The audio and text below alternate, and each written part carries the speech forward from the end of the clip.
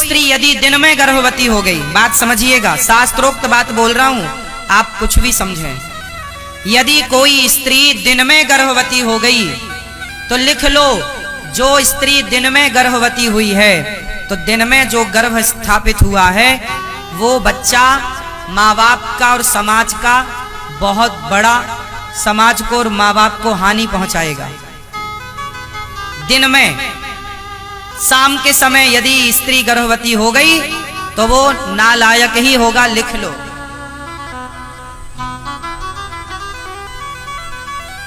हिरण्याक्ष हिरण्यकश्यप इसका उदाहरण है। महर्षि कश्यप की पत्नी दिन शाम के समय अपने पति से बोलने लग गई कि मुझे काम का वेग है, आप मुझे संतुष्ट कीजिए। महाराज ने, पति ने रोका कि देवी ये संध्या का समय है, अभी गर्भाधान का मुहूर्त नहीं है, अभी गर्भाधान का शुभ समय ये शाम है, भगवान को याद करने का समय, और तुम क्या सोचे बैठी हो। पत्नी ने नहीं माना और पत्नी ने जिद की तो गर्भाधान हुआ। तो उस गर्भाधान से हिरण्याक्ष और हिरण्यकश्यप जैसे राक्षसों का जन्म हुआ। शास्त्र प्रमाण है। इसलिए हमारे यहाँ ये विचार भी होता है कि गर्भाधान कब होना चाहिए। इसलिए संयमी गृहस्थ में हो, पत्नी के साथ हो तो भी संयमी रहना है। संतान के लिए विचारवान होना है। क्या होना है? विचारवान। खूब तरीके से हमने समझाया, आप समझदार होंगे, समझ गए होंगे कि संतान के प्रति लापरवाही नहीं, बहुत श्रेष्ठ संतानों की जरूरत है। कहाँ गई वो झांसी की रानी, कहाँ गए विवेकानंद, कहाँ गए रामकृष्ण, कहाँ गए और महाराणा प्रताप शिवाजी। ऐसी संतान चाहते हो, समाज के हित के लिए संतान चाहते हो, अपने परिवार और कुटुंब और खानदान के हित की संतान चाहते हो, तो फिर आपको संतान से जुड़ा हर नियम पालन करना पड़ेगा। श्रेष्ठ संतान चाहिए तो अब कैसी संतान उत्पन्न करना है, अब ये विचार करना होगा। दशरथ जी ने संतान उत्पन्न करने के पहले यज्ञ किया था, पुत्रेष्टि यज्ञ। तब जाके उनके यहाँ भगवान राम, लक्ष्मण, भरत, शत्रुघ्न जी का जन्म हुआ था। जब आप यज्ञ करेंगे, सात्विक विचार रखेंगे, अच्छे राह पर चलेंगे, और जब पत्नी अच्छे विचार वाली होगी, पति अच्छे विचार वाला होगा, और दो अच्छे विचार वाले जब मिलेंगे तो जब संतान होगी तो एक श्रेष्ठ संतान का जन्म होगा, अच्छे विचारों वाली संतान का जन्म होगा। जब माँ बाप का आचार विचार ही बिगड़ जाएगा तो संतान कैसी होगी? आप विचार तो करो, माँ बाप के ही तो लक्षण आएंगे ना बच्चों में। माँ बाप से मिलकर ही तो संतान का निर्माण होता है, बोलो हाँ या ना? तो फिर माँ बाप के जैसे विचार होंगे। माँ बाप में यदि कोई बीमारियां होती हैं तो वो भी बच्चों में आती हैं, पता है आपको? मेडिकल साइंस कहता है कि माँ बाप की बीमारियां कोई हैं तो वो बच्चों में आएंगी, बोलो हाँ, हाँ या ना? फिर यदि माँ बाप में बीमारियां हैं तो वो बाप दादों से बीमारियां यदि बच्चों में आ गई तो बाप दादों के, माँ बाप के संस्कार और आचरण क्यों नहीं बच्चे में आएंगे? पूरे पूरे आएंगे। इसलिए अच्छे आचरण वाले माँ बाप हों, अच्छे विचारधारे वाले, अच्छा विचारधारा वाले माँ बाप हों। माँ बाप को चाहिए कि अच्छे बनो। विवाह क्यों होता है? बढ़िया होता है, करो विवाह, यज्ञ करो, अनुष्ठान करो, भगवत चिंतन करो। पति पत्नी शादी होए तो वृंदावन आओ, बिहारी जी का आशीर्वाद लो, कथा सुनो, संतों का आशीर्वाद लेकर अपनी गृहस्थी की शुरुआत करनी चाहिए। लेकिन आजकल के नए जोड़ा जोड़ी, लड़का लड़की सीधा बड़ी बड़ी होटलों में जाके, बड़े बड़े शहरों में, बड़े बड़े देशों में, जो जिसकी हैसियत है वहां जाता और अपना वहां हनीमून मना रहे हैं। अरे शादी ब्याह किए हो, नई गृहस्थी स्टार्ट हो रही है तो आशीर्वाद लो। तुमने शराबियों के, शराबी तुम्हारा मौसा, शराबी तुम्हारा फूफा, उन शराबियों का तुम आशीर्वाद लिए हो, शराबी तुम्हारे रिश्तेदार, वो आशीर्वाद तुम्हें देंगे तो खाक तुम्हारी संतान अच्छी होगी। नशेड़ियों से तो तुमने आशीर्वाद लिया।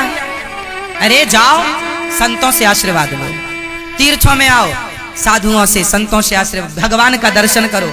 पत्नी पति दोनों जाओ, भगवान बिहारी जी का दर्शन करो, बिहारी जी की परिक्रमा लगाओ, वृंदावन की परिक्रमा लगाओ, गिरिराज जी की परिक्रमा लगाओ और गिरिराज जी से प्रार्थना करो, हे गिरिराज जी हमारा विवाह हुआ है, इस जोड़ी को आशीर्वाद दीजिए और ऐसी संतान दीजिएगा जो राष्ट्र के काम आए, समाज के काम आए। हे प्रभु ऐसी कृपा। अच्छी संतान चाहो तो अच्छी मिलेगी। अब आप लोग तो बस हो जाए कैसी भी, तो आजकल के बच्चे हो तो रहे हैं पर किस काम के हैं? ऐसे बच्चे हो रहे हैं जो अपनी माँ को लेके वृद्धाश्रम छोड़ने आए हैं, ये बच्चे हो रहे हैं। ये सब वही बिना यज्ञ वाले हैं, बिना अनुष्ठान के हो तो जाएंगे पर तुम्हें छोड़ आएंगे वृद्धाश्रम। ना गिलास भर पानी का आसरा होगा, ना रोटी दो रोटी का आसरा होगा। तो संतान, ऐसी संतान पैदा करने से भी लाभ क्या? मेरी माँ तुमने व्यर्थ में ही प्रसव का दर्द उठाया है, व्यर्थ में ही तुम पेट पकड़ के रोई हो। अरे पेट पकड़ा ही था, बच्चा पैदा किया ही था, तो ऐसा पैदा करती जो राष्ट्र के काम आता, समाज के, देश के काम आता। ऐसे बच्चे काहे पैदा कर लिए कि तुम्हें कोई छोड़ने वृद्धाश्रम चलाया? ऐसे बच्चे नहीं चाहिए। कैसे चाहिए आपको? जननी जने तो भक्त जने, या दाता या सूर, या से तो बंध्या भली, काहे गवावे नूर। कैसी संतान चाहते हो आप लोग? लायक या नालायक? जोर से। तो लायक संतान का जन्म कैसे होगा? जब माँ बाप लायक होंगे, आपकी शुरुआत अच्छी होगी, अच्छे विचार वाले होंगे। अब शादी के पहले लड़की के 4 बॉयफ्रेंड हैं, शादी के पहले लड़कों की 8 गर्लफ्रेंड हैं। अब ये 8 गर्लफ्रेंड वाला और 4 बॉयफ्रेंड वाली अब ये शादी करेंगे और इनकी जब संतान होगी तो इसका बच्चा 16 साल में 20 गर्लफ्रेंड बनाएगा और इसकी छोरी तो 25 बनाएगी। भाई तुम माँ बाप भी तो ऐसे बनाते थे। जब तुमने गर्लफ्रेंड बॉयफ्रेंड बनाया है तो तुम्हारी औलाद ही तो है वो। फिर वो कितने बनाएंगे? जब आज 2024 में तुम्हारे 8-10 हैं तो वो उसके पैदा होते होते तो 2040 और 50 चालू होगा। उस जमाने का क्या होगा? उस जमाने में 10-20 से थोड़ी, उस जमाने में तो आए दिन नए गर्लफ्रेंड नई बॉयफ्रेंड होगा। तो जैसे माँ बाप, भाई बबूल का बीज गिरेगा तो बबूल ही तो पैदा होगा, और आम की गुठली यदि गिरेगी तो आम ही ना पैदा होगा। भाई जो बीज होगा वही ना फसल तैयार होगी।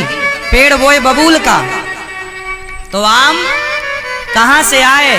गाय का बच्चा गाय ही होगा, गाय का बछड़ा वो गौवंशी ही कहलाएगा और भैंस का भैंसा ही कहलाएगा, गीदड़ का गीदड़ ही कहलाएगा और शेर का शेर ही कहलाएगा। इसलिए आप जैसे विचारधारा वाले होंगे उस विचारधारा वाला बच्चा पैदा होगा। आप तय करिए कि आपको संतान कैसी चाहिए, जैसी चाहिए वैसे आचरण अपने बना लो। कितने लोग मेरी इस बात से सहमत हैं कि जैसे आचरण वाले माँ बाप होते हैं लगभग वही आचरण वाले बच्चे, उन पर पूरा पूरा प्रभाव। बताओ माँ बाप का प्रभाव बच्चों में पड़ता है या नहीं? हाँ या ना? जोर से। तो शादी के बाद कहां जाना चाहिए? संतों का आशीर्वाद लो, अच्छे लोगों का, माता पिता का आशीर्वाद, अच्छे आचरण वाले बनो। किस किस को बात समझ आ गई?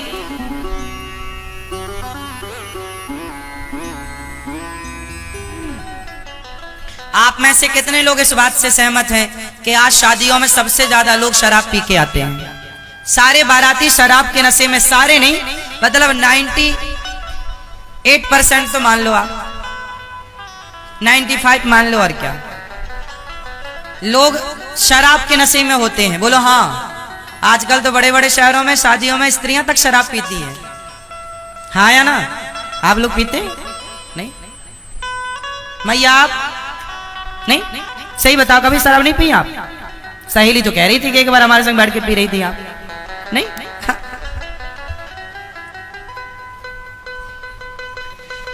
आजकल शादियों का मतलब शराब हो गया है। आजकल शादियों में जैसे लोग ना खाना पीना रखते हैं ना, बफर सिस्टम, स्टॉल लगाते हैं सब चीजों का, ऐसे एक शराब का भी अपना होता है। मैंने सुना है, क्या ये बात सही है? शराब का भी एक स्टॉल होता है जहां लोग जाके अपना शराब पीते हैं। शादी में आए हैं, अब ये शराब पीकर वर वधू को आशीर्वाद देंगे। ऐसे लोगों का आशीर्वाद लो ही मत। नालायकों का आशीर्वाद क्या चाहिए? ऐसे शराबी तुम्हें आशीर्वाद देंगे तो तुम्हारी औलाद कैसी होगी? नालायकों का आशीर्वाद भी नहीं लेना चाहिए। क्यों? आप बताओ। आशीर्वाद उनका लिया जाता है जो अपने से श्रेष्ठ आचरण वाले हों, क्योंकि आशीर्वाद जो हमें देते हैं उनका आचरण हम पे आता है। इसलिए माता पिता के चरण छुए जाते हैं ताकि माँ बाप के संस्कार हम पर आए। बड़ों के पांव, गुरु के पांव छुए जाते हैं ताकि बड़ों का आचरण हमारे जीवन में आए, उनकी तरह बने। अब शराबियों के आशीर्वाद से आप क्या बनोगे? आप ही बताओ, विचार करो, कर लो विचार। शराबी आशीर्वाद देंगे तो क्या बनेंगे आप? ये कौन सा आशीर्वाद देंगे? खुद तो झूम बराबर झूम शराबी हो रहे हैं नशे में।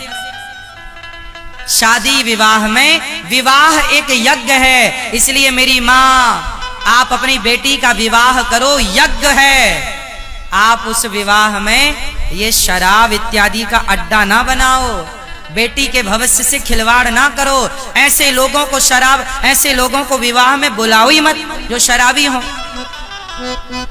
थोड़ा अच्छे आचार विचार रखो मेरी माँ। ये क्या आधुनिकता के नाम पे आज जो चल रहा है हुड़दंग, सही है? बताओ, सही है? फिर आने वाली समाज क्या आपसे सीखेगी? क्या होगा इस भारत का यदि ऐसे ही आचरण रहे कि हुड़दंग हो रही है आजकल शादियों में, शराब पी के लड़के नाच रहे हैं? ऐसी समाज नहीं चाहिए। अच्छे चाहिए ना। आपकी बेटी का विवाह हो रहा है, पाणी ग्रहण संस्कार हो रहा है। क्या हो रहा है?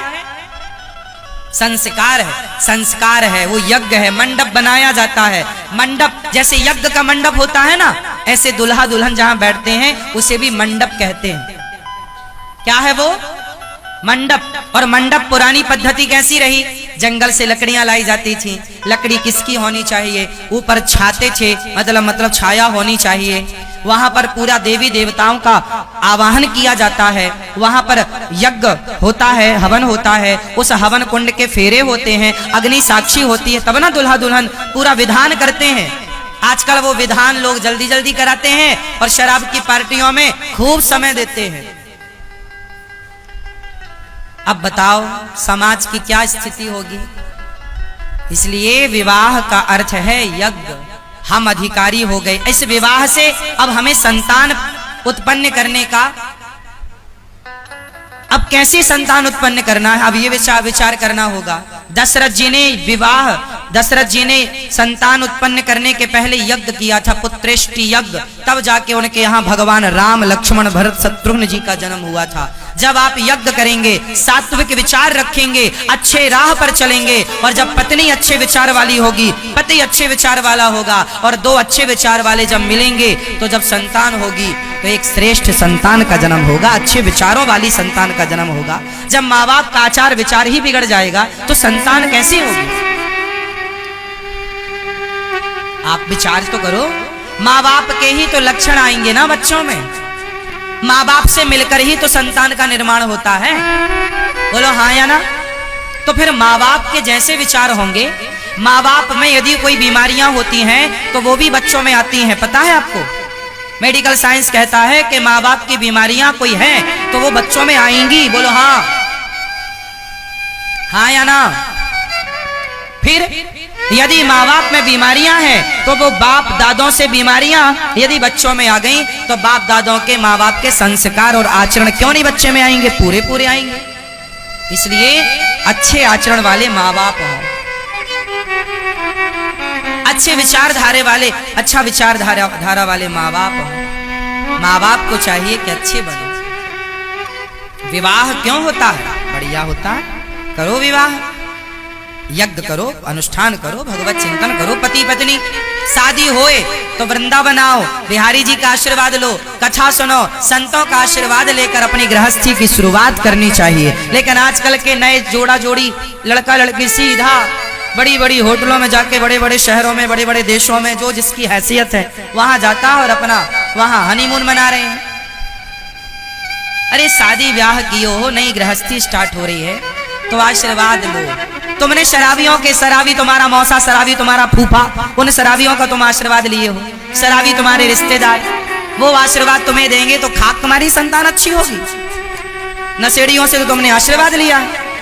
अरे जाओ संतों से आशीर्वाद लो, तीर्थों में आओ, साधुओं से, संतों से आशीर्वाद, भगवान का दर्शन करो, पत्नी पति दोनों जाओ, भगवान बिहारी जी का दर्शन करो, बिहारी जी की परिक्रमा लगाओ, वृंदावन की परिक्रमा लगाओ, गिरिराज जी की परिक्रमा लगाओ और गिरिराज जी से प्रार्थना करो, हे गिरिराज जी हमारा विवाह हुआ है, इस जोड़ी को आशीर्वाद दीजिए और ऐसी संतान दीजिएगा जो राष्ट्र के काम आए, समाज के काम आए। हे प्रभु ऐसी कृपा, अच्छी संतान चाहो तो अच्छी मिलेगी। अब आप लोग तो बस हो जाए कैसी भी, तो आजकल के बच्चे हो तो रहे हैं पर किस काम के हैं?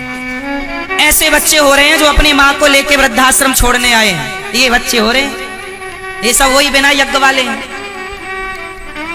बिना अनुष्ठान के हो तो जाएंगे पर तुम्हें छोड़ाएंगे वृद्धाश्रम। ना गिलास भर पानी का आसरा होगा, ना रोटी दो रोटी का आसरा होगा। तो संतान, ऐसी संतान पैदा करने से भी लाभ क्या? मेरी माँ तुमने व्यर्थ में ही प्रसव का दर्द उठाया है।